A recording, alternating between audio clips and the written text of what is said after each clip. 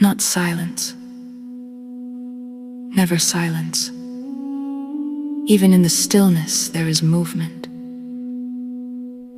Whispers stitched into the walls, echoes that breathe without lungs, a chorus rising from places unseen.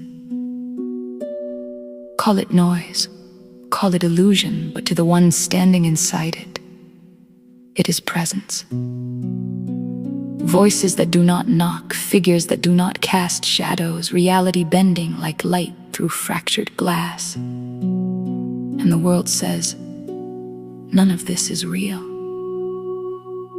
But what is reality to a mind that experiences truth in layers others cannot touch? This is not a spectacle. This is not something to fear from a distance. This is a storm happening behind the eyes. A spiritual dissonance, like being tuned to a frequency no one else can hear, yet expected to move in rhythm with a silent room. It can feel like possession, not by demons, but by perception itself. Thoughts looping into themselves, meanings multiplying, symbols appearing where none were placed. A glance becomes a message, a shadow becomes a watcher, a voice becomes authority, and grounding becomes a battlefield. Because how does one anchor when the ground keeps shifting? Understand this. This is not a lack of intelligence, not a failure of character, not a broken spirit.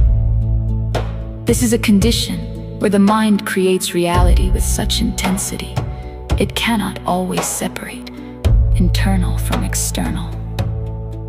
And that is terrifying, not because it is crazy, but because it is overwhelming. So awareness matters. Not mockery, not distance, not reducing a life to a label whispered in fear. Because behind the static is a human being navigating a world that refuses to meet them halfway. And what helps is not denial of their experience, but gentle grounding, steady presence, a voice that says, "You are safe here."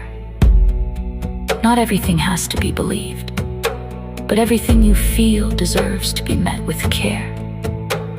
Because even in a mind filled with echoes, there is still a center. And with patience, with support, with understanding that does not flinch, that center can learn how to hold the noise without being consumed by it.